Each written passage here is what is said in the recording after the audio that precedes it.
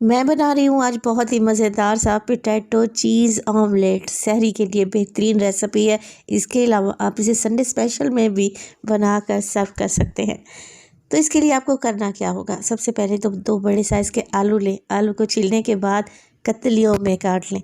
अच्छा, कतलियाँ जो आप लोगों ने बनानी है ना, बहुत मोटे या पतले साइज़ की नहीं बनानी।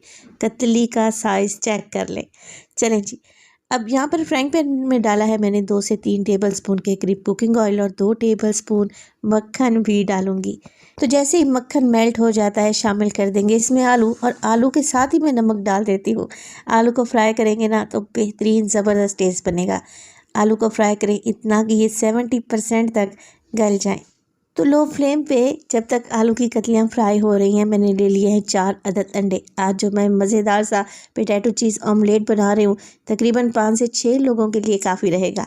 आप अंडों की मिकदार को बढ़ाना चाहें तो बढ़ा सकते हैं। फिर अंडों में शामिल कर देंगे नमक, कुटी हुई लाल मिर्च, इसके अलावा काली मिर्च का पाउडर। टमाटर शामिल करूंगी जिसे मैंने बारीक चॉप कर लिया है, और इसमें ग्रीन ओनियन भी डलेगा। हरा प्याज का हरा पार्ट लेकर बिल्कुल बारीक सी कटिंग कर लें और आधे कप के करीब शामिल कर दें। अच्छे तरीके से अंडों को मिक्स करें और एक साइड पर रख दें।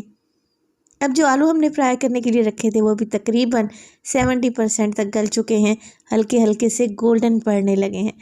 आलू के ऊपर डाल देंगे हम अंडों का मिक्स जो कि अभी हमने बना कर रखा हुआ था।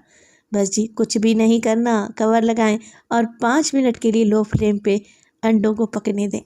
तो 5 मिनट में अंडा भी अच्छे तरीके से सेट हो जाएगा और आलू में जो थोड़ी बहुत कसर रह गई थी वो भी पक जाएंगे, गल जाएंगे। सबसे ऊपर टॉपिंग में लगा दूंगी चीज़, पिज़्ज़ा चीज़ का इस्तेमाल कर रही हूँ। 1 कप ग्रेट करके डाल दें। ऊपर डालें कुटी हुई लाल मिर्चें और 2 मिनट के लिए कवर लगाकर छोड़ दें।